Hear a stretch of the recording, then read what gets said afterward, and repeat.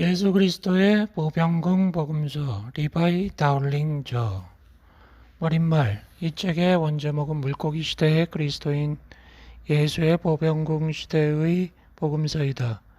이에 대해 비판적인 독자는 질문을 하게 된다. 시대란 무엇인가? 물고기 자리 시대는 무엇인가? 보병궁, 물병자리 시대는 무엇인가? 이 책에 사용된 그리스도라는 단어의 뜻은 무언가? 나사렛 예수와 그리스도 사이의 관계는 무언가? 이 책의 저자인 리바이는 누군가? 아카시아의 기록이란 무엇인가?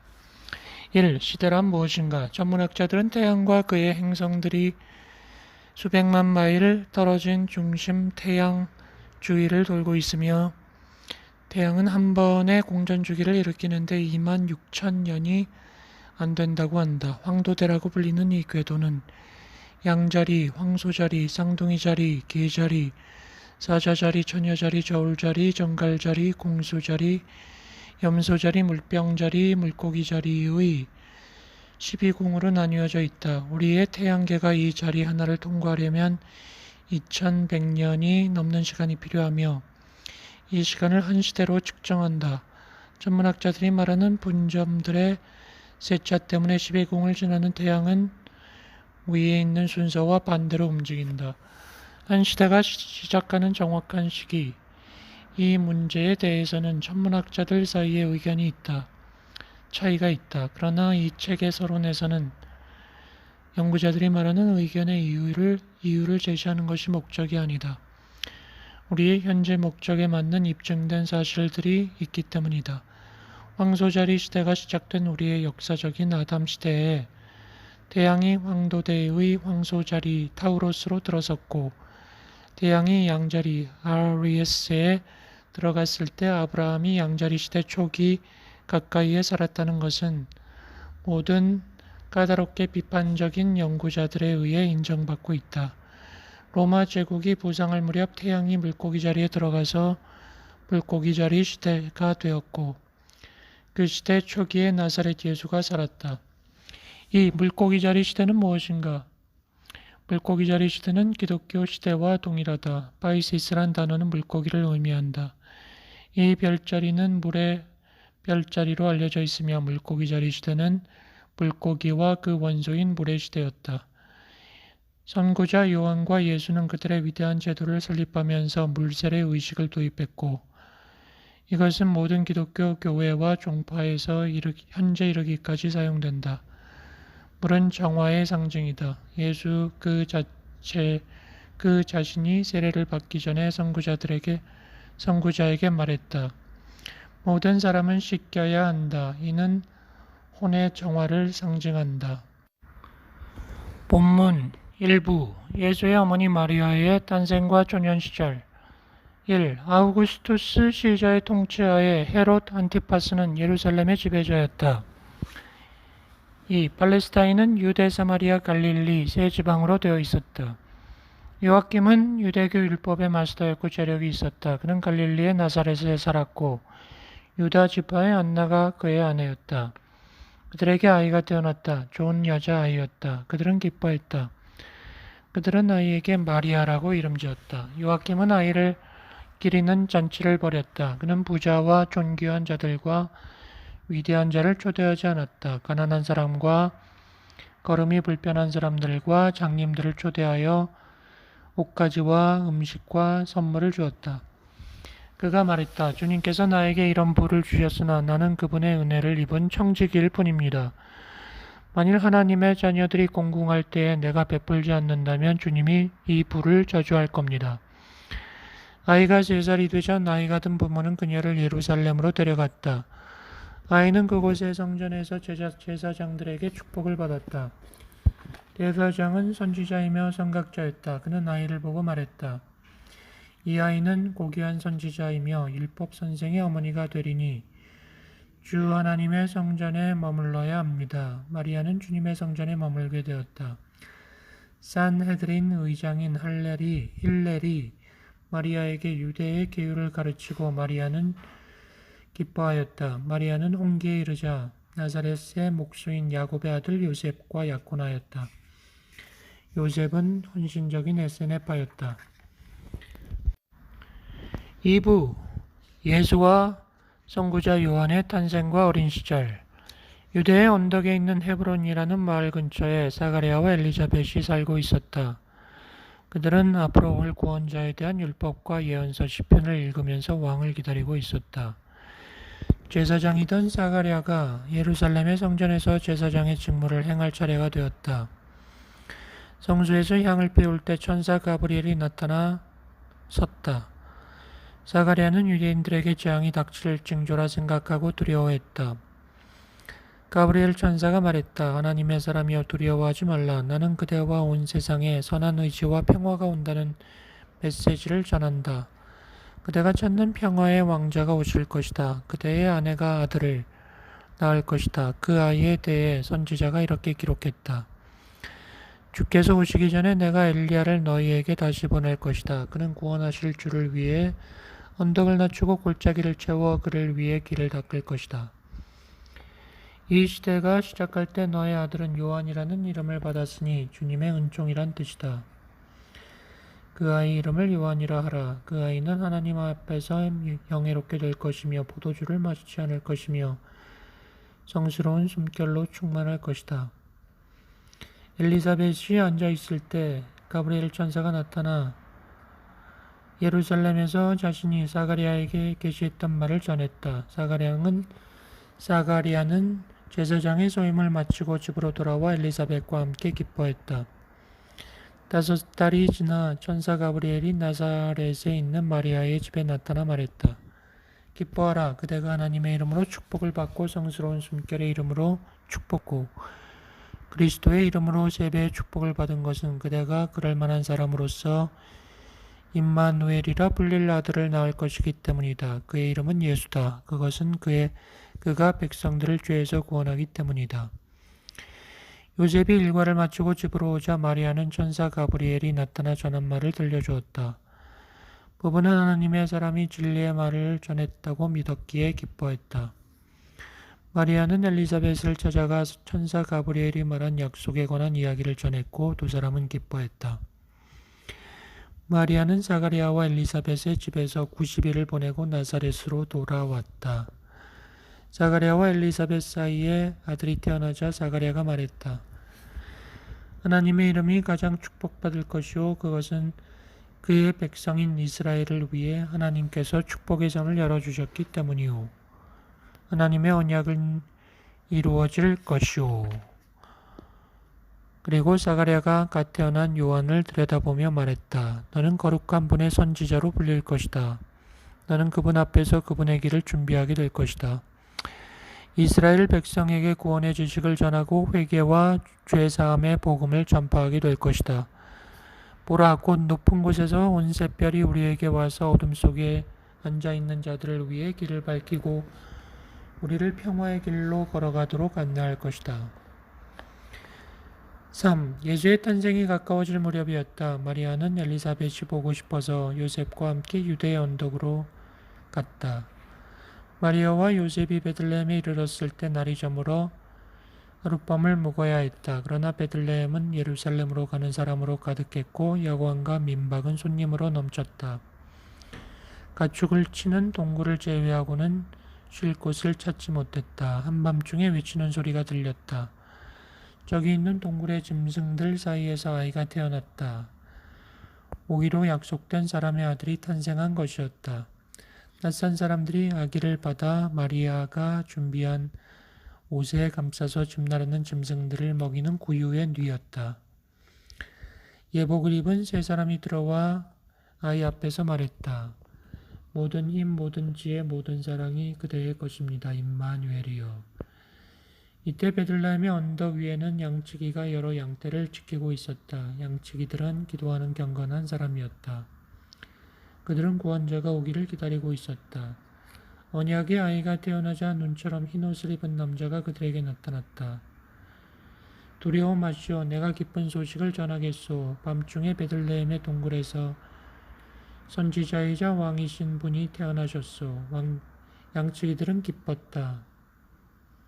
높은 곳에 계신 하나님께 모든 영광이, 땅 위에는 평화가, 사람들에게는 선한 의지가 있으리라.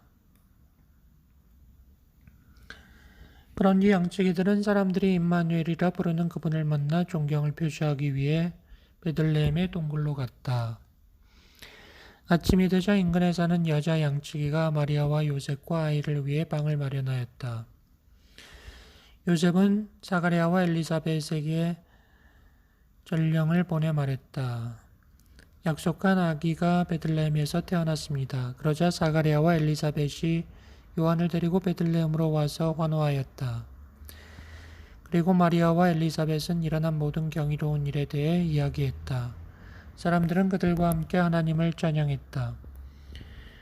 유대인의 관리에 따라 아기는 할례를 받았다. 사람들이 아이의 이름을 무엇으로 할 것입니까? 라고 묻자 하나님의 사람이 선포한 대로 예수입니다. 라고 어머니가 말했다.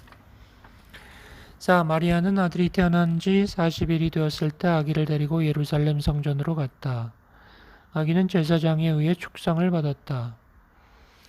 마리아는 유대인의 관습에 따라 자신을 위해 죄사함의 희생제물로 어린 양 1마리와 비둘기 2마리를 바쳤다.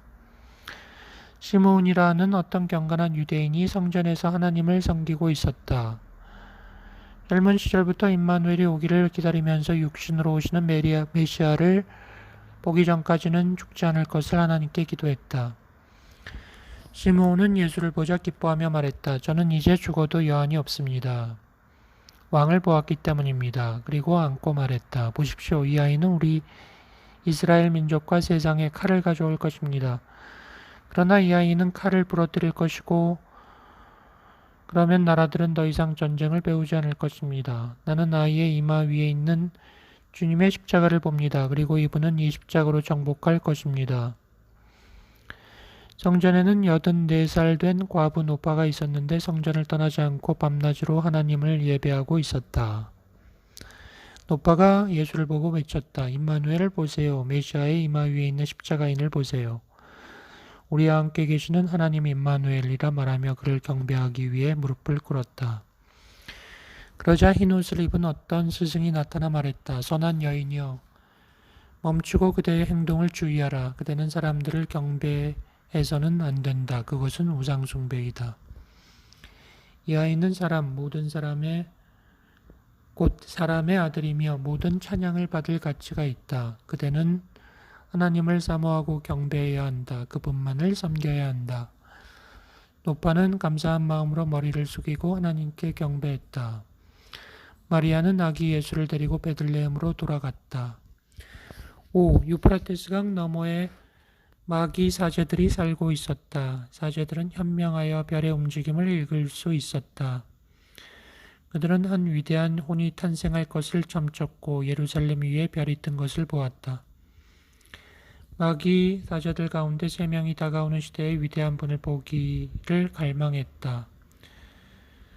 한 사람은 고귀함의 상징인 황금을, 다른 사람은 지배와 권능의 상징인 몰약을, 나머지 한 사람은 현자의 지혜의 상징인 유향을 가져왔다. 마귀들이 예루살렘에 이르렀을 때 사람들이 놀라며 그들이 누구이며 왜 왔는지 궁금해했다. 그들이 왕으로 태어난 아기가 어디 있는지 물었을 때 헤롯의 왕좌가 흔들리는 듯했다. 헤롯은 신하를 보내어 마귀 사제들을 궁정으로 데려갔다. 사제들은 궁정으로 들어오면서 다시 물었다. 새로 난 왕은 어디에 있습니까? 우리가 유프라테스 너머에 있을 때 그의 별이 뜨는 것을 보고서 경배하러 왔습니다. 헤롯은 얼굴이 창백해졌다. 그는 이들 마귀 사제들이 유대 왕국의 재건을 모의하고 있을지 모른다고 생각했다. 그래서 그는 마귀 사제들에게 예루살렘에 잠시 머물라 이르고 그 왕에 대해 모든 것을 말해주겠다고 하였다. 그는 평의회와 유대의 모든 율법학자를 소집하여 물었다. 유대 선지자들이 그런 사람에 대해 뭐라고 말했는가? 유대학자들이 대답했다. 선지자들은 오래전에 한 사람이 이스라엘 민족을 지배하러 올 것이고 이 메시아는 베들레헴에서 태어난다고 예언했습니다. 선지자 미가가 이렇게 썼습니다. 오 베들레헴 유다여, 유대 언덕 가운데 작은 땅이여, 그러나 그대들로부터 한 사람이 나와 이스라엘을 지배할 것이다. 헤롯이 그 말을 듣고 마귀사제들을 다시 불러 유대 율법학자들이 전한 그대로 들려주었다.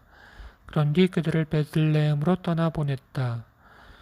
헤롯이 말했다. 가서 찾으시오. 만약 그대들이 왕으로 태어난 그 아이를 찾는다면 돌아와서 나에게 모든 것을 말해주시오. 내가 경배할 것이오. 마귀사제들은 길을 떠났고 양치기의 집에서 마리아와 함께 있는 아이를 발견했다. 사제들은 아기 예수를 경배했다. 선물을 바쳤다. 마귀사제들은 사람들의 마음을 읽을 수 있었다. 헤롯의 사악한 마음을 읽고 그가 왕을 죽이기로 작정했음을 알아차리고 있었다. 그래서 아기의 부모에게 비밀을 말하고 해가 미치지 않을 곳으로 피하게 했다. 그 뒤 사제들은 고국으로 향했지만 예루살렘을 통과하지 않았다. 요셉은 밤중에 아기 예수와 그 어머니를 데리고 이집트로 도망하여 엘리후와 살로메와 함께 고대 도시 조안에 머물렀다. 제3부 조안에서 마리아와 엘리사벳이 받은 교육. 헤롯의 아들 아켈라우스가 예루살렘을 통치했다. 그는 이기적이고 잔인했다. 그는 그를 공경하지 않는 자들을 죽였다. 그는 평의회의 현자들을 소집하여 그의 왕자를 노리는 아이에 관해 물었다. 평의회가 요한과 예수는 죽었다고 말하자 그는 만족했다. 한편 요셉과 마리아와 그들의 아들 예수는 이집트의 조안에 있었고 요한은 그의 어머니와 함께 유대의 산속에 있었다. 엘리후와 살로메는 급히 메신저들을 보내 엘리사벳과 요한을 찾도록 했다. 그들은 그들을 발견하여 조안으로 데려왔다. 마리아와 엘리사벳은 그들이 구출된 것이 경이로울 따름이었다. 엘리후가 말했다. 이상한 일이 아니다. 우연히 일어나는 일은 없다. 법칙이 사건을 지배한다. 옛적부터 그대들은 우리와 함께하며 이 성스러운 학교에서 가르침을 받도록 정해져 있었다. 엘리후와 살로메는 마리아와 엘리사벳을 근처에 있는 신성한 숲으로 데려갔는데 그곳은 그들이 가르치는 장소였다. 엘리후가 마리아와 엘리사벳에게 말했다. 그대들은 그대들 자신이 3번 축복받았음을 알 것이다. 그대들은 오래전부터 위로 약속된 아들들의 어머니로 선택되었기 때문이다. 누가 단단한 바위 위에 완벽한 사람의 성전, 곧 무너지지 않을 성전이 있을 확실한 초석을 깔도록 정해져 있는가? 우리는 순환하는 시대로 시간을 측정하며 각 시대로 들어가는 문을 인류가 나아가는 여정의 이정표로 여긴다. 한 시대가 가고 시간이 무르익으면 또 다른 시대로 가는 문이 열린다. 그것은 혼이 인간 안에 계신 하나님 임마누엘의 나라를 준비하는 시대이다. 그리고 요한과 예수는 새 소식을 말하고 사람들에게 선한 의지의 복음과 땅 위의 평화를 선포하는 최초의 사람이 될 것이다. 그들의 과업은 위대하다. 육에 속한 사람들은 빛을 원하지 않고 어둠을 사랑하며 어둠 속에서 빛이 빛나도 이해하지 못하기 때문이다. 우리는 이들을 빛의 계시자라 부르지만 그들은 빛을 드러낼 수 있기 전에 빛을 지녀야 한다. 그래서 그대들이 아들을 가르쳐 그들의 혼이 사랑과 갈망으로 거룩한 갈망으로 불타게 하고 사람들의 아들들에 대한 그들의 사명을 자각하게 해야 한다. 그들에게 하나님과 사람은 하나였지만 세속적 생각과 말과 행동을 통해 사람이 하나님에게서 떨어져 나와 자신을 천하게 하였음을 가르쳐라. 성스러운 숨결이 하나님과 인간을 다시 하나로 만들어 조화와 평화를 회복할 것이라 가르치고 사랑 외에 어떤 것도 하나님과 사람을 하나 되게 하지 못한다는 것, 그리고 하나님께서 이 세상을 사랑하셔서 그의 아들에게 육신의 옷을 입혀 사람들이 깨닫게 하신 것을 가르쳐라. 이 세상의 유일한 구세주는 사랑이며 마리아의 아들 예수가 사람들에 대한 그 사랑을 드러내러 왔다. 사랑은 그 길이 준비되기 전에는 드러날 수 없다. 그리고 순수함을 제외하고는 아무것도 바위를 부수고 높은 언덕을 무너뜨리고 골짜기를 메워 그 길을 준비할 수 없다. 그러나 사람들은 삶의 순수함을 이해하지 못하므로 그것 역시 육신으로 와야 한다. 엘리사벳 그대는 축복받았다. 그대의 아들이 육체를 입은 순수함이고 그가 사랑을 위한 길을 닦을 것이기 때문이다. 이 시대는 아직 순수함과 사랑의 사역에 대해서 거의 이해하지 못할 것이다. 그러나 하나님의 기억의 책에는 모든 생각과 말과 행동이 적혀 있으므로 한 단어도 없어지지 않는다. 그래서 세상이 받아들일 준비가 되면 하나님께서 한 전령을 보내 자신의 책을 펴고 그 신성한 장마다 쓰인 모든 순수함과 사랑의 메시지를 옮겨 적게 하실 것이다. 그때 지상의 모든 사람은 자신의 모국어로 생명의 말씀을 읽을 것이며 사람들은 빛을 보고 빛 가운데로 걸어 들어가 빛이 될 것이다. 그리고 인간은 다시 하나님과 하나가 될 것이다. 8장 엘리후의 가르침, 생명의 통일성, 두 개의 자아, 악마, 사랑, 인간의 구원자, 빛의 다윗, 어둠의 골리앗. 8장 엘리후가 다시 신성한 숲에서 제자들을 만나 말했다. 누구도 혼자 살아갈 수 없다. 모든 살아있는 것은 다른 살아있는 것과 연결되어 있기 때문이다. 마음이 순수한 자들은 복되다. 그들은 사랑을 베풀 것이며 그 보답으로 사랑을 요구하지 않을 것이기 때문이다. 그들은 남들에게 대우받고 싶지 않은 것을 남에게 행하려 하지 않을 것이다. 자아에는 높은 자아와 낮은 자아가 있다. 높은 자아는 하나님의 형상으로 만들어진 혼을 입은 인간의 영이다. 낮은 자아, 육의 자아, 욕망의 몸은 육체의 어두운 에테르에 의해 왜곡되어 있는 높은 자아의 반영이다. 낮은 자아는 환영이며 사라져 없어질 것이다. 그러나 높은 자아는 인간 안에 내재한 하나님이며 사라지지 않을 것이다. 낮은 자아는 뒤집힌 진리가 구체화된 것이며 따라서 드러난 거짓이다. 높은 자아는 정의, 자비, 사랑, 공정이다. 낮은 자아는 높은 자아가 아닌 것이다. 낮은 자아는 증오, 비방, 음탕함, 살인, 절도, 해를 끼치는 모든 것이다. 높은 자아는 삶의 미덕과 조화로움의 어머니이다. 낮은 자아는 약속은 푸짐하게 하지만 축복과 평화가 부족하다. 쾌락과 환희와 만족을 주지만 불안과 불행과 죽음을 준다. 사람들에게 보기에 사랑스럽고 향도 좋은 사과를 주지만 그 속은 쓴맛으로 가득 차 있다. 그대들이 나에게 무엇을 공부할지 묻는다면 나는 그대들 자신을 공부하라고 말할 것이다. 그대들이 그 공부를 다 하고 나서 다음으로 무엇을 공부할지 묻는다면 역시 그대들 자신이라 대답할 것이다. 자신의 낮은 자아를 잘 아는 사람은 세상이 환영임을 알고 사라지는 것을 안다. 그리고 자신의 높은 자아를 아는 사람은 하나님을 알고 사라질 수 없는 것을 안다. 순수함과 사랑을 자신의 것으로 만든 사람은 3번 축복받은 사람이며 낮은 자아의 위험에서 해방되어 높은 자아를 성취한 사람이다. 사람들은 지하세계에 사는 괴물이라 여겨지는 악에서 구원받기를 원하지만 그들의 신은 단지 위장한 악마들일 뿐이다. 그들은 모두 강력하지만 질투와 미움과 욕망으로 가득하다. 과일과 새와 동물과 인간 생명의 희생으로 누구의 호의를 사야 하는가? 그러나 이 신들은 들을 귀가 없고 볼 눈이 없고 동정할 심장이 없고 구원할 힘이 없다. 이 악은 신화이다. 이 신들은 생각의 그림자로 덮인 공기로 만들어졌다. 인간이 구원받아야 할 유일한 악마는 낮은 자아이다. 만약 사람이 자신의 악마를 찾으려 한다면 자기 내면을 봐야 한다. 그 악마의 이름은 에고이다. 만약 사람이 구원자를 찾으려 한다면 자기 내면을 봐야 한다.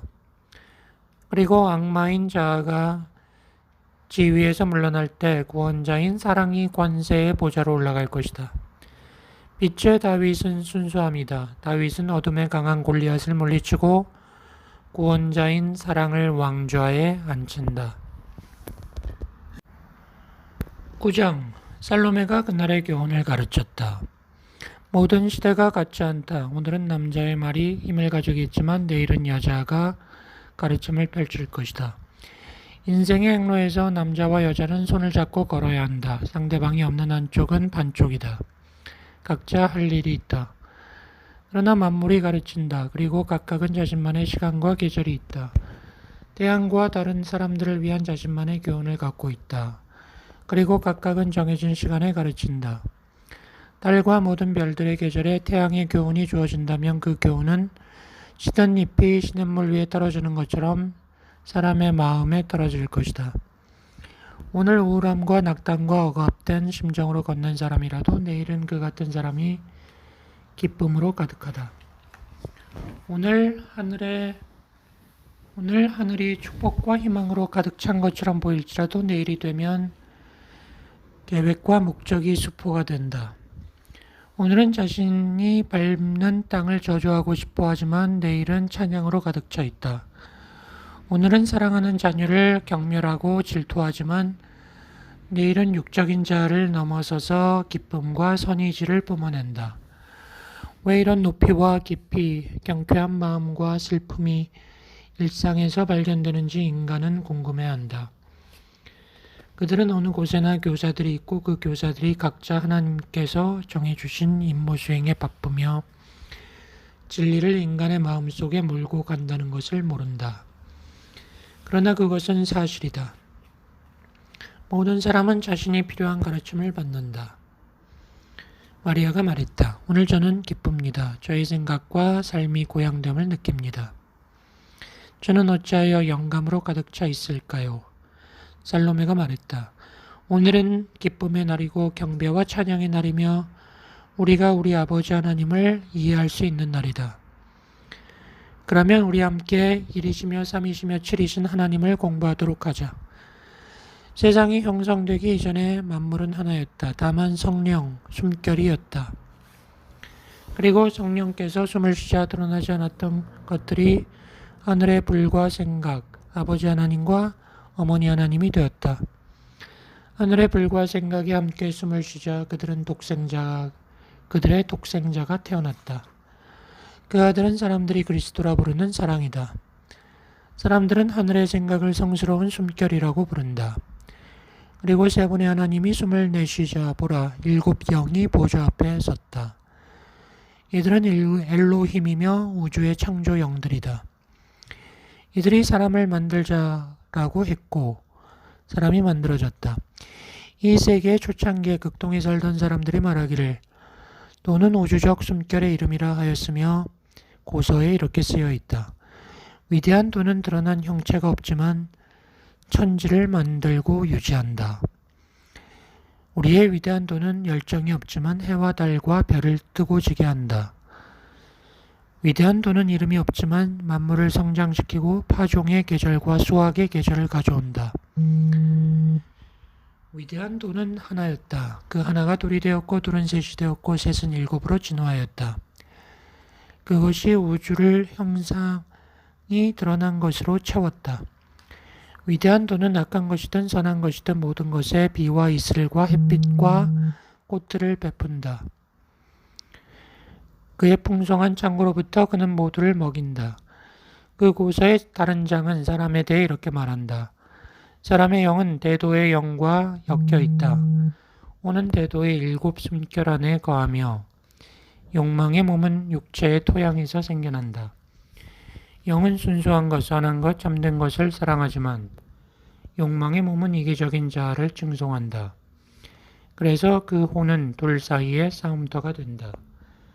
그의 영이 승리하여 낮은 자가 순수해진 사람, 그의 혼이 정화되어 대도를 드러내는 대회의실이 되기에 적합해진 사람은 축복받은 사람이다.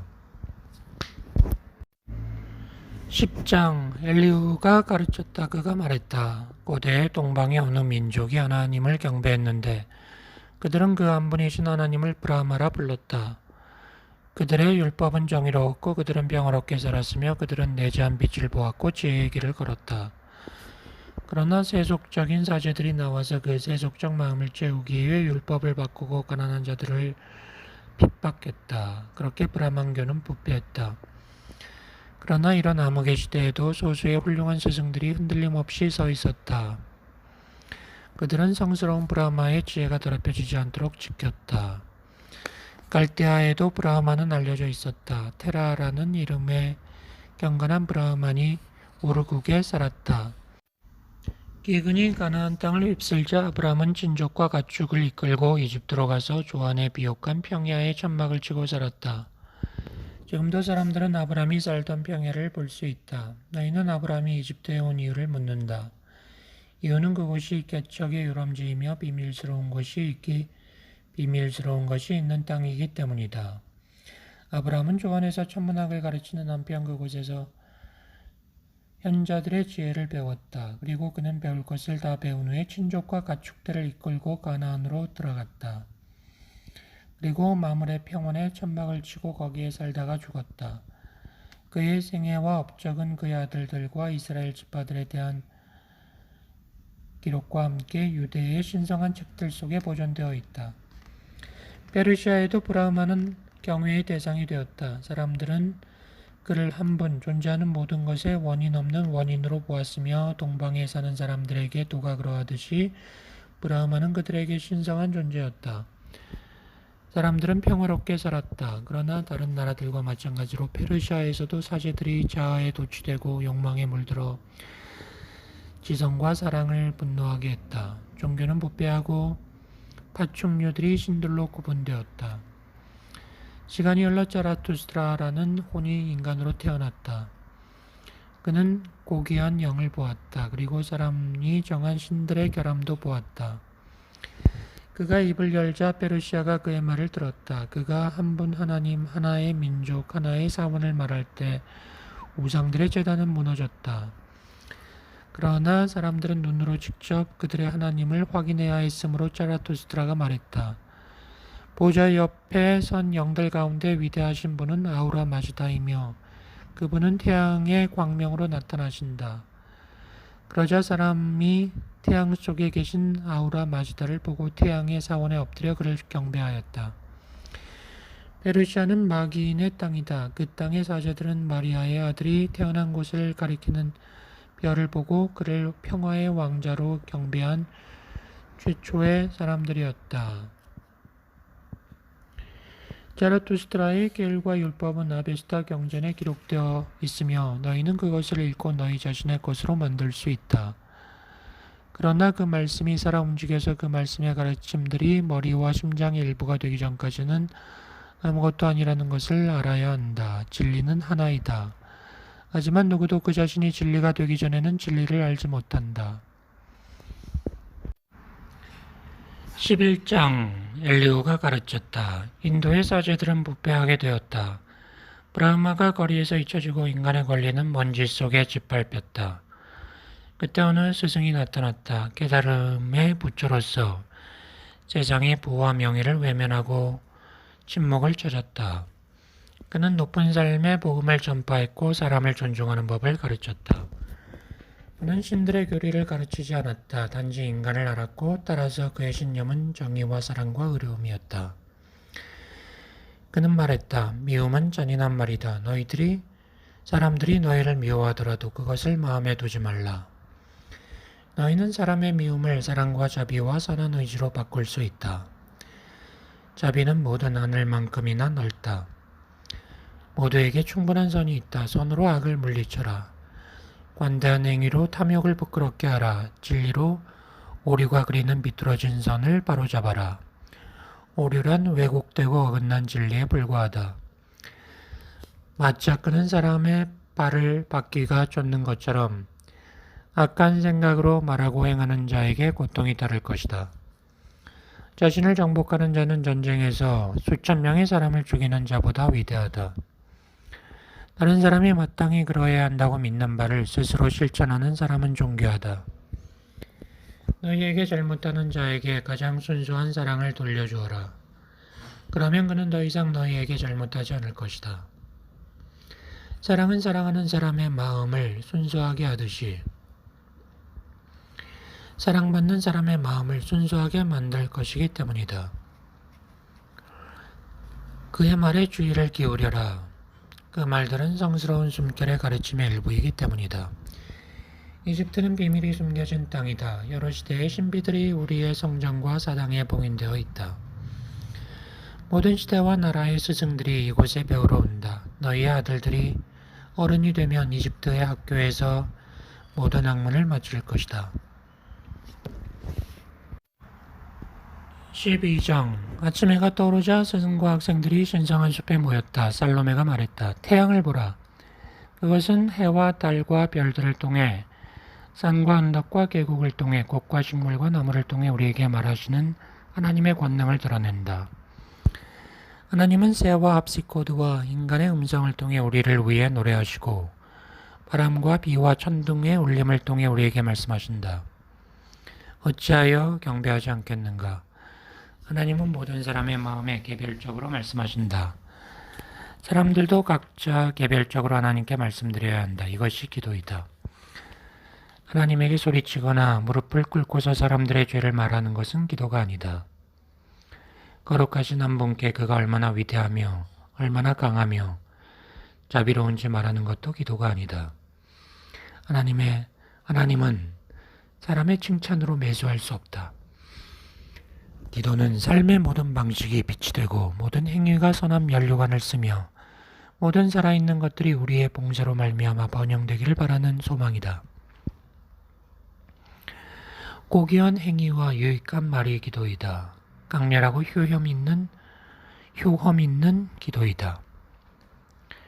기도의 셈은 마음속에 있다. 말이 아닌 생각으로 우리의 마음은 하나님께 올라가서 그곳에서 축복받는다. 그러면 함께 기도하자. 그들은 기도했다. 신성한 침묵 속에서 마음이 축복을 받았다. 엘리후가 마리아와 엘리사벳에게 말했다. 우리는 할 말을 다 했다. 너희는 이곳에 오래 머물 필요가 없다. 하나님의 부르심이 왔다. 돌아가는 길에는 아무 일이 없을 것이니 고국으로 가라. 위대한 일이 너희에게 주어졌다. 너희는 세상을 지도할 사람들의 정신을 지도할 것이다. 너희의 아들들은 인간을 정의로운 생각과 말과 행동으로 이끌도록 사람들로 하여금 죄의 사악함을 알게 하고 낮은 자와 모든 허망한 것들을 동경하는 것으로부터 그들을 인도하여 하나님 안에서 그리스도와 함께 살아가는 자아를 깨닫게 하도록 구별되었다. 이런 사역을 준비하는 과정에서 너희의 아들들은 가시밭길을 걸어야 한다. 다른 사람들처럼 시련과 유혹을 만날 것이며 그들이 짊어질 짐이 가볍지 않아 쓰러질 것이다. 굶주림과 목마름의 고통을 알게 될 것이며 이유 없이 조롱을 받을 것이다. 여러 나라에 가서 많은 스승의 발밑에 앉을 것이다. 그들도 다른 사람들처럼 배우지 않으면 안 되기 때문이다. 하지만 우리는 말했다. 보좌 앞에 서 계신 삼위시며 칠이신 하나님의 축복이 너희에게 있을 것이다. 이렇게 엘리후와 살로메의 수업이 끝났다.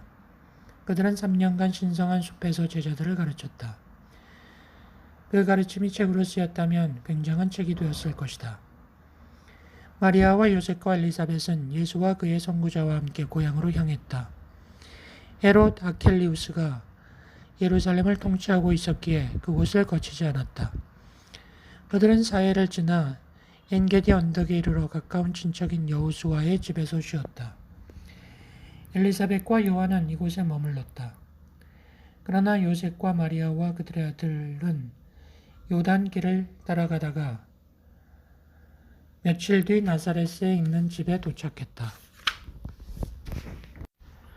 제4부 선구자 요한의 어린 시절과 초기 교육 13장 엘리사벳은 축복을 받았다.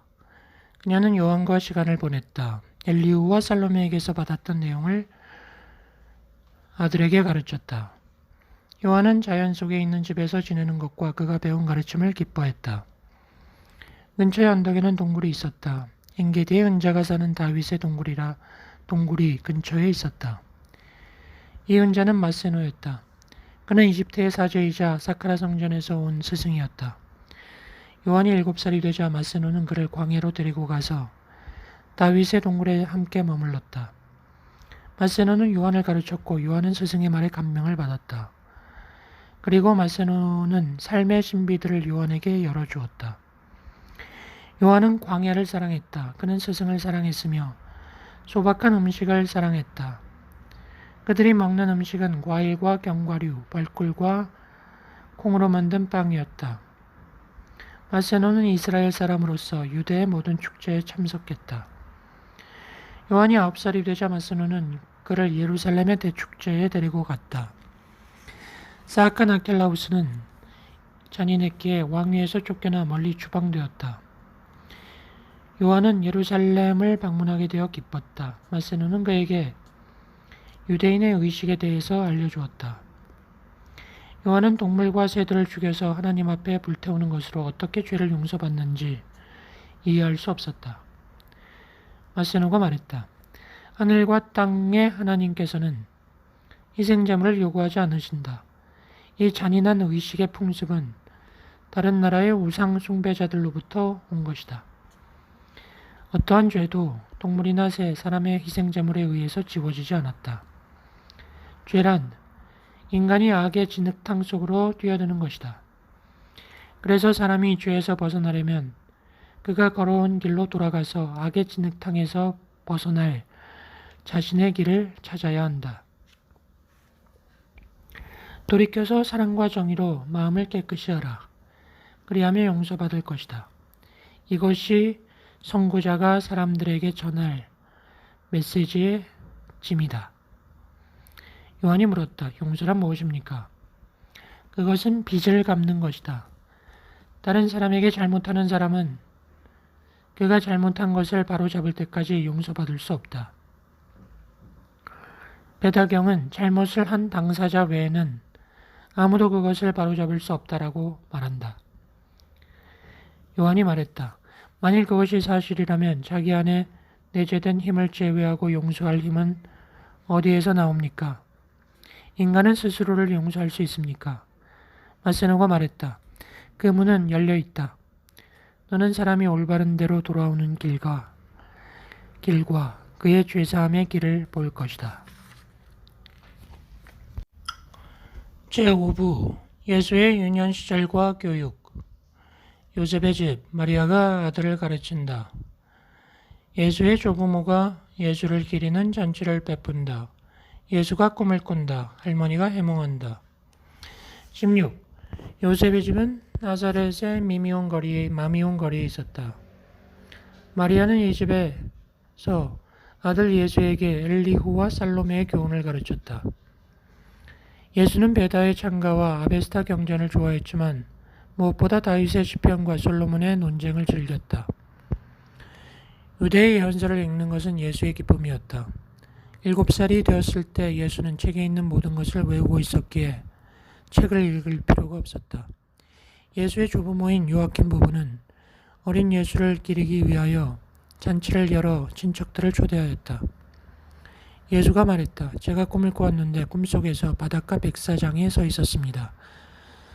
파도가 높이 일고 폭풍우가 맹렬했어요. 누군가 저에게 지팡이를 주었어요. 지팡이로 모래를 건드리자 모래알 하나하나가 생물로 변했어요. 해변은 아름다움과 노래로 가득했죠. 발 아래 있는 바닷물을 건드리자 바닷물이 나무와 꽃들과 지저귀는 새들로 변했어요. 모든 것이 하나님을 찬양하고 있었어요. 누군가 말했어요. 죽음은 없다. 안나 할머니는 손자를 사랑했다. 그녀는 예수의 머리 위에 손을 얹고 말했다. 나는 네가 해변에 서 있는 것을 보았다. 네가 모래와 파도를 건드리는 것을 보았다. 그때 나는 그 꿈의 의미를 알았다. 삶의 바다는 높이 출렁이고 폭풍우가 굉장하다. 수많은 사람은 해변의 모래알처럼 무기력하게 기다리기만 한다. 너의 지팡이는 진리다. 이 지팡이로 군중을 건드리거라. 그러면 모든 사람이 빛과 생명의 메신저가 될 것이다. 네가 생명의 바다 위에 있는 파도를 건드리면 파도는 잠잠해지고 바람은 찬양의 노래가 될 것이다. 죽음은 없다. 진리의 지팡이가 마른 뼈들을 살아나게 하고 고여있는 연못에서 아름다운 꽃이 피어나게 하며 불려포함을 조화와 찬양으로 바꿀 수 있기 때문이다. 요아킴이 말했다. 얘야, 오늘 너의 인생에서 7번째 중요한 관문을 지나서 7살이 되었구나. 우리는 오늘을 기념하기 위해 네가 원하는 것은 무엇이든지 주려고 한다. 선택해보거라. 예수가 말했다. 저는 선물을 원하지 않아요. 저는 부족한 게 없으니까요. 하지만 오늘 많은 아이를 즐겁게 해줄 수 있다면 저는 기쁠 거예요. 지금 나사렛에는 배고픈 아이들이 많이 있어요. 그들이 이 만찬에 와서 오늘의 즐거움을 나누면 좋겠어요. 저에게 주실 수 있는 풍요로운 선물은 제가 거리로 나가 가난한 애들을 이곳으로 데려와 우리와 함께 음식을 먹을 수 있도록 허락해 주시는 거예요. 요아김이 말했다. 훌륭하구나. 나가서 가난한 애들을 찾아서 이리 데려오너라. 예수는 밖으로 달려가 마을의 음침한 오두막으로 들어갔다. 그는 요점만 말했다. 그는 자신의 할 일을 도처에 말했다. 얼마 지나지 않아 누더기를 걸쳤지만 행복한 160명의 아이들이 예수를 따라 마미온거리로 왔다. 손님들은 아이들을 위해 자리를 양보했다. 연회장은 예수가 초대한 아이들로 가득했다. 예수와 마리아는 시중드는 것을 도왔다. 예수의 생일 선물은 정의의 왕관이었다. 17장 나사렛 회당의 바라키아 랍비는 마리아가 예수를 가르치는 것을 도왔다. 회당에서 예배를 마친 후 그는 생각에 잠겨 앉아있는 예수에게 물었다. 10계명 중 어느 계명이 가장 중요한가? 예수가 말했다. 모릅니다. 단지 10계명을 묶어 그들을 하나로 만드는 황금으로 된 끈 하나를 알고 있을 뿐입니다. 그 끈은 사랑입니다. 사랑은 모든 10계명에 포함되어 있습니다.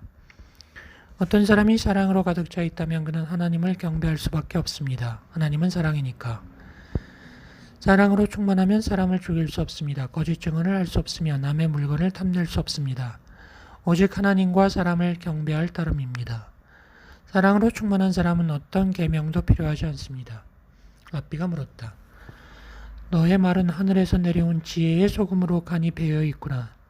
이런 진리를 열어준 스승이 누구냐? 어떤 스승이 저에게 이런 지혜를 열어주었는지 모릅니다. 제가 보기에 진리는 닫혀 있지 않고 언제나 열려 있었어요. 진리는 하나이고 어디에나 있으니까요. 생각의 창을 열면 진리는 안으로 들어와서 편히 쉴 것입니다. 진리는 어느 틈이나 창문이나 열려있는 문을 통해 자신의 길을 찾을 수 있기 때문입니다. 랍비가 말했다. 어떤 손이 그토록 힘이 강해서 생각의 창문과 문을 열고 진리가 안으로 들어올 수 있게 하느냐. 저에게는 10계명을 하나로 묶는 황금의 끈인 사랑이 인간의 어떤 문이라도 열 수 있을 만큼 강하기 때문에 마음이 진리를 받아들이고 진리를 이해할 수 있게 하는 것으로 보입니다. 저녁이 되어 예수와 어머니가 단둘이 남게 되자 예수가 말했다.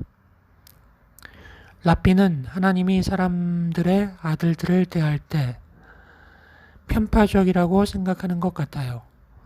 유대인을 편애하고 다른 모든 민족보다 축복받았다고 생각하는 것 같습니다.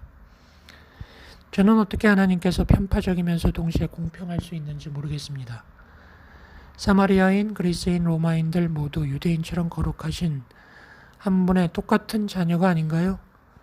저는 유대인은 자신들 주위에 벽을 쌓았으며 벽 너머에 있는 다른 것을 보지 않는다고 생각합니다. 그들은 저 벽 너머에도 꽃이 피어나며 파종기와 수확기가 유대인들만이 아니라 모든 사람에게 주어진다는 것을 모르는 것 같아요. 이런 장벽을 허물어서 하나님의 다른 자녀들도 유대인만큼 크게 축복받았다는 것을 알게 한다면 좋겠어요. 저는 유대 땅을 떠나서 나의 조상들의 땅에 있는 다른 나라의 친족들을 만나고 싶습니다. 18장 유대인의 축제가 열리고 있었다. 요셉, 마리아, 예수와 친척들이 예루살렘으로 갔다. 11살이었다. 10살이었다. 예수는 도살자들이 어린 양과 새들을 죽여 하나님의 이름으로 제단에서 불태우는 것을 보았다. 충격을 받았다. 그는 제물을 바치는 제사장에게 물었다. 이 짐승들과 새들을 죽이는 목적이 무엇입니까? 왜 하나님 앞에서 그들의 살을 태우나요? 제사장이 대답했다. 이것은 우리의 죄에 대한 희생제물이다. 하나님께서 우리에게 이런 일을 하라고 명하시고 이렇게 살아있는 제물을 바침으로써 우리의 죄가 씻겨진다고 하였다. 그러자 예수가 물었다. 하나님께서 언제 살아있는 제물을 올리면 우리 죄가 씻겨진다고 하셨는지 말씀해 주십시오. 하나님은 죄를 씻어내기 위한 제물을 원치 않으시며 또 하나님 앞에 번제물을 바치는 일 자체가 죄악이라고 다윗이 말하지 않았습니까? 이사야도 말하지 않았습니까? 제사장이 말했다. 넌 제정신이 아니구나. 너는 이스라엘의 모든 제사장들보다 하나님의 율법에 대해 더 많이 알고 있느냐? 이곳은 아이들이 재치를 자랑하는 곳이 아니다. 그러나 예수는 제사장의 조롱을 마음에 두지 않았다. 그는 산헤드린 의장인 힐렐에게 가서 말했다. 선생님, 저는 이 유월절 축제를 보고 마음이 혼란스럽습니다. 성전이란 사랑과 친절함이 있는 하나님의 집이라 생각했습니다. 선생님께서는 저쪽에서 사람들이 죽이고 있는 어린 양들의 울음소리와 비둘기들의 소리가 들리지 않습니까? 선생님은 살을 태울 때 나는 저 냄새를 맡지 못하십니까?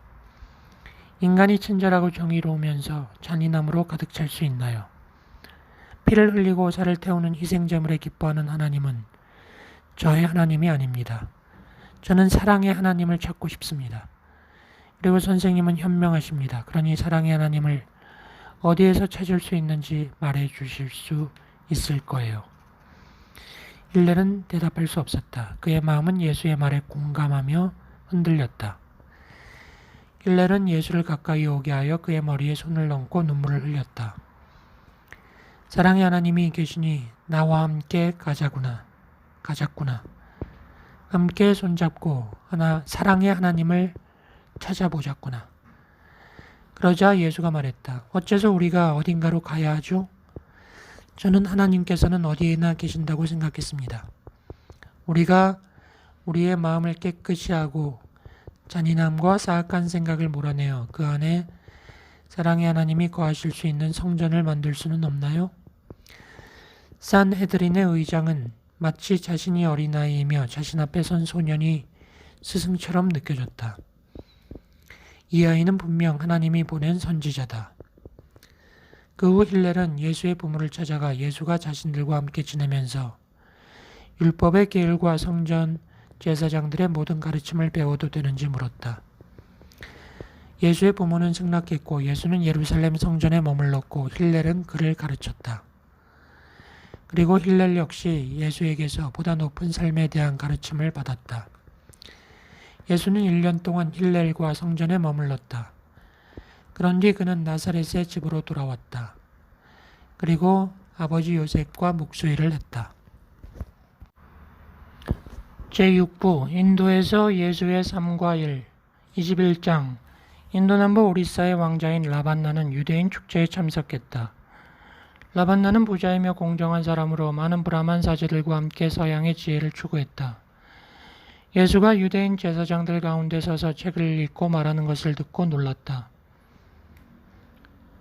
힐렐 의장이 말해주었다. 우리는 이 아이를 높은 곳에서 데려온 샛별이라 부릅니다. 사람들이 가야 할 길을 밝혀주고 자신의 백성인 이스라엘을 구하기 위해 생명의 빛을 가지고 왔기 때문입니다. 힐렐은 라반나에게 이 소년에 관한 모든 것을 말해주었다. 이 아이가 어떻게 악인의 노여움으로부터 보호받았는지, 그가 이집트 땅으로 탈출한 것에 대해서, 그리고 어떻게 묵수로 일하게 되었는지 말해주었다. 라반나는 그와 같은 사람을 하나님의 아들로 경의를 표하고 싶으니 나사렛으로 가는 길을 가르쳐 달라고 했다. 그리하여 그는 장대한 행렬을 거느리고 여행을 떠나 갈릴리의 나사렛에 도착했다. 라반나는 자신이 찾고 있는 사람이 나사렛에서 다른 사람들의 집을 지어주고 있음을 알았다. 그가 예수를 보았을 때 예수는 12계단의 사다리를 올라가고 있었다. 라반나가 말했다. 만세, 가장 총애받는 하늘의 아들이여. 그리고 여관에서 라반나는 마을의 모든 사람들을 위해 잔치를 베풀었다. 예수와 그의 부모는 귀빈으로 초대되었다. 그는 며칠 동안 마미온 거리의 요셉의 집에서 손님으로 머물면서 그 아들의 지혜의 비밀을 알고자 하였다. 그러나 라반나는 자신이 예수의 후원자가 될 수 있는지, 그 소년이 브라만의 지혜를 배울 수 있도록 그를 동양으로 데려갈 수 있는지 물었다. 예수도 배우기를 갈망했기 때문에 부모님이 승낙했다. 라반나는 행렬을 거느리고 해가 떠오르는 곳을 향해 여행을 했다. 여러 날이 지난 뒤 그들은 신들을 가로질러 오리사 지방에 있는 왕자의 공전에 갔다. 브라만 사제들은 왕자가 집에 온 것을 환영했고 유대 소년도 받아들였다.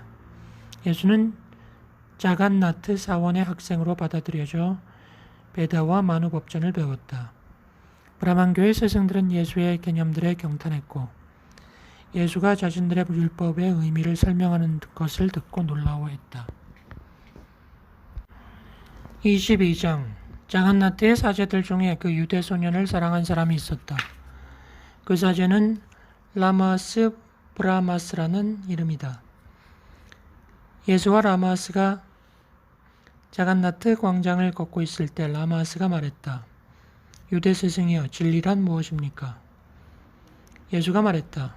진리는 변하지 않는 유일한 것입니다. 세상에는 두 가지가 있습니다. 하나는 진리이고 하나는 거짓입니다. 진리는 존재하는 것이고 거짓은 존재하는 것처럼 보이는 것입니다. 진리는 원인이 없으면서 동시에 모든 것의 원인인 어떤 것입니다.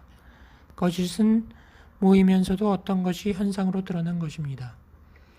만들어진 것은 무엇이든지 만들어지지 않은 상태가 될 것입니다. 시작한 것은 끝나게 되어 있습니다. 인간의 눈으로 볼 수 있는 모든 것은 어떤 것이 현상으로 드러난 것이며 아무것도 아니므로 반드시 사라집니다. 우리가 보는 것은 에트리들이 이리저리 진동하는 동안 그것을 반사하여 그렇게 보이는 것일 뿐이며 조건이 변하면 사라집니다. 성스러운 숨결은 진리입니다. 그것은 존재했었고 존재하고 있으며 영원히 존재할 것입니다. 라마스가 말했다. 멋진 대답입니다. 인간은 무엇입니까? 예수가 말했다. 인간은 진리와 거짓이 묘하게 섞인 것입니다. 인간은 숨결이 육화된 것입니다. 그래서 진리와 거짓이 그 안에 합쳐져 있습니다. 그리고 그 둘은 서로 싸웁니다. 무가 가라앉으면 인간은 진리로 남게 됩니다. 힘은 어떻게 생각하시는지요? 그것은 드러난 것입니다. 포스의 결과입니다. 하지만 무입니다. 환상이면서 그 이상 아무것도 아닙니다. 포스는 변하지 않지만 힘은 에트르가 변하는 것처럼 변합니다. 포스는 하나님의 의지이며 전능입니다. 그리고 힘은 숨결에 이끌려 드러난 포스의 의지입니다. 바람에 힘이 있고 파도에 힘이 있으며 번개의 내리침에 힘이 있고 인간의 팔에도 힘이 있습니다. 에테르는 이런 힘들이 존재하게 합니다. 그리고 엘로힘과 천사와 인간들의 생각, 여타 생각하는 것들이 포스의 방향을 지시합니다. 포스가 자신의 역할을 다하고 나면 힘은 더 이상 존재하지 않습니다. 깨달음에 대해서는 어떻게 생각하십니까? 깨달음이란 인간이 자기 자신을 그 위에 세우는 바위입니다. 그것은 어떤 것과 아무것도 아닌 것, 거짓과 진실에 대한 영적 인식입니다. 그것은 낮은 수준의 자아에 대한 인식입니다. 인간 자신의 힘을 감지하는 것이죠. 지혜에 대해서는 어떻게 생각하십니까? 지혜란 인간이 그 어떤 것이며 하나님과 인간이 하나라는 의식입니다. 아무것도 아닌 것은 아무것도 아닌 것이며 힘은 환상일 뿐이고 하늘과 땅과 지옥은 우리 위에나 주위에나 아래에 있는 것이 아니라 인간 안에 있으며 그 어떤 것의 빛 속에서 아무것도 아닌 것이 되고 하나님이 전부라는 의식입니다. 라마스가 물었다. 그렇다면 신뢰, 페이스는 무엇입니까? 신뢰란 하나님과 인간이 전능하다는 것을 확신하는 것입니다. 인간이 하나님과 같은 삶에 도달할 것이라는 확신입니다. 구원은 인간의 마음에서 하나님의 마음에 이르는 사다리입니다. 구원에는 3단계가 있습니다. 믿음이 첫 번째입니다. 믿음이란 아마도 인간이 진리라고 여기는 어떤 것입니다. 신뢰는 그 다음 단계입니다. 그것은 인간이 아는 것이 진리라는 것입니다. 성취는 마지막 단계입니다. 성취는 인간 자신이며 진리인 것입니다. 믿음, 빌리프는 신뢰, 페이스 속에서 사라지며 신뢰는 성취 속에서 사라집니다. 인간이 하나님과 같은 삶에 도달했을 때, 인간과 하나님이 하나가 될 때, 인간은 구원받습니다. 23장 예수가 라마스와 함께 모든 우리사 지방과 겐지 지강 계곡을 다니면서 수드라와 바이샤미 스승들에게 지혜를 구했다. 겐지 지강의 베나레스는 문화와 학문이 발달한 도시였다. 이곳에서 두 사람은 머물렀다. 예수는 힌두 의술을 배우려 했고 힌두 최고의 의사인 우드라카의 제자가 되었다. 우드라카는 물, 식물, 흙, 더위와 추위, 햇빛과 그늘빛과 어둠을 사용하는 법을 가르쳤다. 그가 말했다. 자연법칙은 건강의 법칙이며 이 법칙에 따라서 생활하는 사람은 병들지 않는다. 이 법칙을 어기는 것은 죄악이며 이러한 죄를 짓는 사람은 병이 든다. 이 법칙을 지키는 사람은 자신의 모든 부분을 균형 있게 유지한다. 따라서 이것은 진정한 조화를 보증한다. 조화는 건강이다. 반면에 부조화는 병이다. 사람의 모든 부분의 조화를 이루는 것이 약이며 건강을 보증한다. 신체는 합시코드다. 줄이 너무 느슨하거나 너무 팽팽하면 악기는 음정이 맞지 않고 인간은 병든다. 자연의 모든 것들은 인간이 필요한 것을 충족시키기 위해 만들어져 있다. 그래서 모든 것이 신비스러운 약이다. 인간의 합시코드가 음정이 맞지 않으면 광대한 자연에서 치료법을 찾아볼 수 있다. 모든 육신의 질병에는 치료법이 있다. 물론 인간의 의지가 최상의 치료법이다. 인간은 강력한 의지의 힘으로 느슨한 줄을 팽팽하게 할 수도 있고 느슨하게 할 수도 있다. 인간이 하나님과 자연 그리고 자신에게 믿음을 갖는 곳에 도달할 때 인간은 거룩한 말씀의 힘을 알게 된다. 거룩한 말씀은 모든 상처를 치유하는 향유이다. 치료자란 믿음을 불어넣어줄 수 있는 사람이다. 혼에게 말하는 혼만이 혼에 도달할 수 있다. 혼이 거대한 사람, 혼에 들어가 희망이 없는 자들에게 희망을 고취시키고 하나님과 자연과 사람의 믿음이 없는 자에게 믿음을 고취시킬 수 있는 사람은 강한 사람이다. 평범한 삶을 살아가는 사람들을 위한 만병통치약은 없다. 수많은 것들이 부조화를 낳고 인간을 병들게 하며 또 수많은 것들이 합시코드를 조율하고 인간을 낫게 한다. 어떤 사람에게 약이 되는 것이 다른 사람에게는 독이 된다. 그러므로 어떤 사람은 다른 사람을 죽일 수 있는 것으로 치료된다. 약초 하나가 사람을 낫게 할 수 있고 한 잔의 물이 사람을 회복시킬 수 있으며 한 줄기 산바람이 어떤 치료법도 소용이 없는 것처럼 보이는 사람에게 생기를 넣을 수 있다. 숯별이나 한 줌의 흙이 또 다른 사람을 고칠 수 있고 어떤 사람은 어떤 시냇물이나 물웅덩이에서 몸을 씻고 건강해질 수 있다. 손이나 호흡에서 나오는 효력은 1000명 이상을 낫게 할 수 있다. 하지만 사랑은 여왕이다. 사랑으로 강력해진 생각은 하나님의 최고의 향유이다. 24장 유대소년 예수는 4년 동안 자간나트 사원에 머물렀다. 어느 날 예수가 사제들과 함께 앉아서 그들에게 말했다. 가스트 제도에 대한 당신들의 견해를 말해주기 바랍니다. 왜 모든 인간이 하나님 앞에서 동등하지 않다고 말하는 겁니까? 한 율법 교사가 나서서 대답했다. 우리가 브라흐마라고 부르는 거룩하신 한 분은 자신에게 적합한 사람을 만드셨습니다. 사람들은 이것을 불평해서는 안 됩니다. 인간의 삶이 시작되는 때 브라흐마는 말씀하셨습니다. 그리고 네 사람이 그 앞에 서 있었습니다. 브라흐만의 입에서 첫 번째 사람이 나왔습니다. 브라흐마 자신처럼 그는 백인이었습니다. 그는 브라흐만이라 불렸습니다. 그는 고귀했습니다.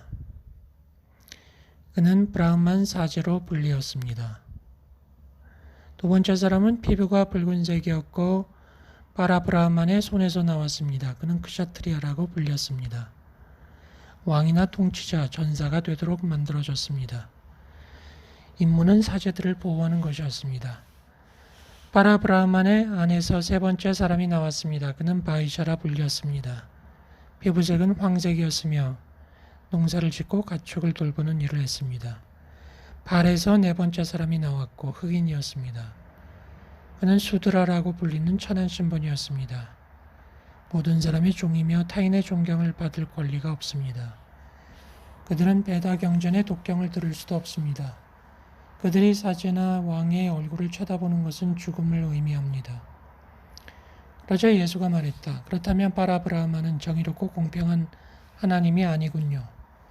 자신의 강한 손으로 어떤 사람은 신분을 높여주고 다른 사람은 낮추었기 때문입니다. 예수는 더 이상 말하지 않았다. 하늘을 올려다보며 기도했다. 예전에도 계셨고 지금도 계시며 앞으로도 영원히 계실 하나님 아버지, 당신의 손에는 정의와 공정이라는 저울이 있습니다. 당신은 사랑으로 모든 인간을 평등하게 만들었습니다. 백인종, 흑인종, 황인종, 적인종이 다 같이 당신의 얼굴을 우러러보고 우리 아버지 하나님이라 부를 수 있습니다. 모든 인류의 아버지, 당신의 이름을 찬양합니다. 모든 사제가 예수의 기도를 듣고 화를 냈다. 그들은 달려가 예수를 붙잡아 해치려 했다. 그때 라마스가 손을 들고 말했다. 브라만의 사제 여러분, 조심하십시오. 당신들은 당신들이 무슨 짓을 하는지 모르고 있습니다.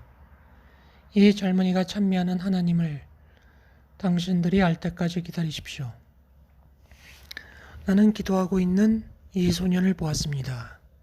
그때 태양보다 밝은 빛이 그를 둘러싸고 있었습니다. 그의 하나님은 브라흐마보다 더 강할 수 있습니다. 그가 진실을 말하고 있고 그가 옳다면 강제로 그의 말을 그만두게 할 수 없습니다. 만일 그의 말이 그르고 당신들의 말이 옳다면 그의 말은 빈말이 될 것입니다. 정의는 강력해서 거짓을 이길 것이기 때문입니다. 그러자 사제들이 해치려던 것을 멈췄다. 그러나 한 사제가 말했다. 이 신성한 곳에서 이 분별 없는 젊은이가 바라브라만을 모독한 것 아닙니까? 브라마의 이름을 욕되게 한 자는 반드시 죽을 것이라고 율법은 말하고 있습니다. 라마스는 예수를 살려달라고 애원했다.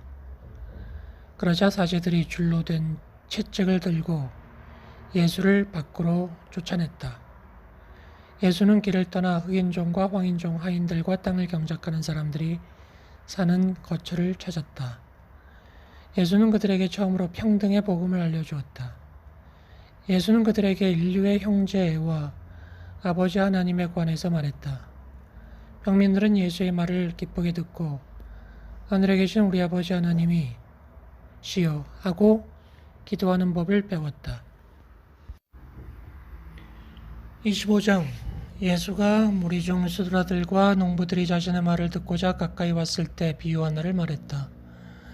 한 귀족이 넓은 토지를 갖고 있었습니다. 그에게는 네 아들이 있었는데 그는 네 아들 모두가 독립하여 자기들이 가지고 있는 모든 재능을 발휘하여 강하게 자라기를 바라고 있었습니다. 그는 자신의 큰 재산을 아들 각자의 몫으로 나눠주고 각각 자신들의 삶을 살게 했습니다. 장남은 이기적이었고 야심차고 영리하고 생각이 빨랐습니다. 그는 말했습니다. 나는 장남이야. 내 동생들은 내 발 아래에서 내 부하가 되어야 해. 그는 동생들을 불렀습니다. 그리고 둘째 동생을 꼭두각시 왕으로 세워놓고 칼을 주면서 토지를 모두 지키라고 했습니다.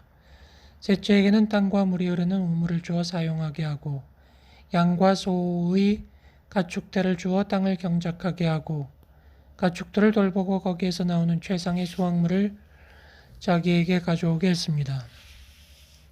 막내에게 말했습니다. 너는 가장 나이가 어리다. 넓은 땅에 분할이 끝났으니 너에게 줄 몫이 없다. 그런 다음 그는 막내를 사막의 광야에 있는 솟아오른 바위에 사슬로 묶고 이렇게 말했습니다. 너는 노예로 태어났다. 너는 아무런 권리가 없다. 너는 너의 운명에 만족해야 한다. 네가 죽어서 여기를 떠날 때까지 너를 풀어줄 일은 없을 것이기 때문이다. 몇 년 후에 결산의 날이 왔습니다. 귀족은 아들들을 불러 그들의 장부를 제출하도록 했습니다. 귀족은 장남이 토지를 전부 차지하고 동생들을 노예로 만든 것을 알았을 때 장남을 붙잡아 사제복을 찢어버리고 감옥의 독방에 가두었습니다. 그곳에서 자신이 저지른 잘못을 뉘우칠 때까지 갇혀 있게 했습니다. 그리고 둘째가 입고 있는 꼭두각시 왕의 옥자와 갑옷을 마치 장난감인 것처럼 공중에 던져버렸습니다. 둘째 아들의 검을 부러뜨리고 그를 독방에 가두었습니다. 그리고 농부가 된 아들을 불러 사막의 광야에서 쇠사슬에 묶여있는 동생을 왜 구해주지 않았는지 물었습니다. 아들이 대답하지 않자 아버지는 농부 아들이 갖고 있던 가축과 토지와 문물을 빼앗아 버렸습니다. 그리고 농부 아들을 쫓아내서 자기의 모든 잘못을 뉘우칠 때까지 사막의 모래밭에 살게 했습니다. 그런 다음 사슬에 묶여있는 막내 아들을 찾아냈습니다. 자기 손으로 사슬을 끊고 아들에게 평화롭게 가라고 말했습니다. 이제 아들들은 자신들의 빚을 청산하고 다시 정의의 법정에 섰습니다. 그들 모두는 각자의 교훈을 잘 배웠습니다. 그런 뒤 아버지는 한 번 더 토지를 나눠주었습니다. 아버지는 각자에게 공평한 몫을 주었습니다. 그리고 그들이 평등과 정의의 법을 잘 알고 평화롭게 살게 했습니다. 그러자 한수드라가 말했다. 사제들의 기분을 충족시키기 위해 짐승처럼 베어지는 노예에 불과한 저희에게 누군가 오셔서 묶인 쇠사슬을 끊고 자유롭게 해주실 것이라는 소망을 품어도 되겠습니까? 예수가 말했다. 거룩하신 한 분은 그분의 모든 자녀는 자유로울 것이며 모든 혼은 하나님의 자녀라고 말씀하셨습니다. 수드라도 사제처럼 자유롭게 될 것입니다. 농부는 왕과 함께 손을 잡고 길을 걷게 될 것입니다. 온 세상이 형제를 갖게 될 것이기 때문입니다. 일어나십시오. 당신들의 힘을 자각하십시오. 뜻이 있는 사람은 노예로 있을 필요가 없기 때문입니다. 당신들의 형제가 살기 바라는 대로 그대로 살아가세요. 꽃이 피는 것처럼 하루하루 펼치세요. 땅이 당신들의 것이고 하늘이 당신들의 것이기 때문입니다.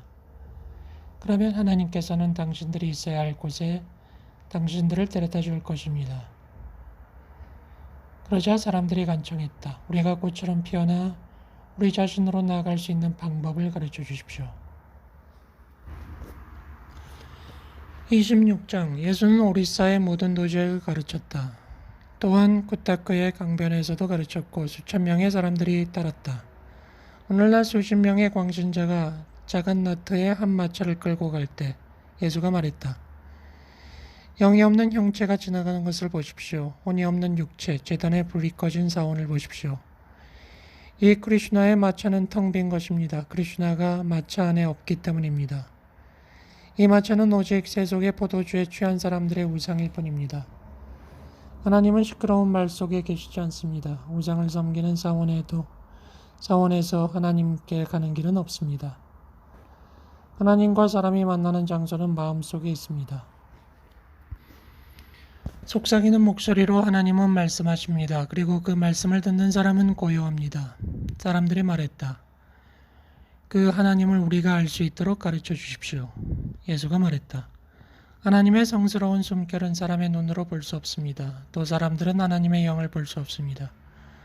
그러나 사람은 하나님의 형상을 따라 만들어졌습니다. 그리고 사람의 얼굴을 들여다보는 사람은 내면에서 말씀하시는 하나님의 모습을 봅니다. 그리고 사람이 사람을 공경할 때 그는 하나님을 공경하는 것입니다. 그리고 사람이 사람을 위해 행하는 것은 하나님을 위해 행하는 것입니다. 사람이 생각이나 말이나 행동으로 다른 사람을 해칠 때 그는 하나님에게 잘못하는 것입니다. 당신의 마음속에서 말씀하시는 하나님을 섬기고자 한다면 가까이 있는 친척들을 섬기고 친척이 아닌 사람들, 방문자들, 당신을 해치려는 적을 섬기십시오. 가난한 사람들과 약한 사람들을 도와주십시오. 어떤 누구도 해치지 말고 남의 것을 탐내지 마십시오. 그러면 거룩하신 한 분께서 당신의 입을 통해서 말씀하실 것이며 하나님은 당신의 눈물 뒤에서 미소 지을 것이며 당신의 얼굴을 기쁨으로 빛나게 할 것이고 당신의 마음을 평화로 채워주실 것입니다. 사람들이 물었다. 우리는 누구에게 제물을 드릴까요? 예수가 말했다. 우리 아버지 하나님은 식물, 곡물, 비둘기, 어린 양 따위에 낭비를 요구하지 않습니다. 신전에서 불태우는 것을 던져버리십시오. 굶주린 자의 입으로부터 음식을 빼앗아 불에 던지는 사람에게 축복이 없습니다. 하나님께 제물을 바치고 싶거든 차라리 그 곡물과 고기를 가난한 사람들의 식탁 위에 주십시오. 거기서 향이 하늘로 올라갈 것이고 그 향이 축복이 되어 당신에게 돌아갈 것입니다. 당신은 우상들을 허물어 버리십시오. 그 우상들은 당신의 기도를 들을 수 없습니다. 당신의 제단들을 태워버리십시오. 사람의 마음을 당신의 제단으로 삼고 당신의 재물을 사랑의 불로 태우십시오. 모든 사람이 예수의 말에 매료되어 예수를 하나님으로 경배하려 하자 예수가 말했다. 나는 하나님께 가는 길을 보여주려고 온 당신들의 형제입니다. 당신들은 사람을 경배해서는 안 됩니다. 단지 하나님을 찬양하십시오.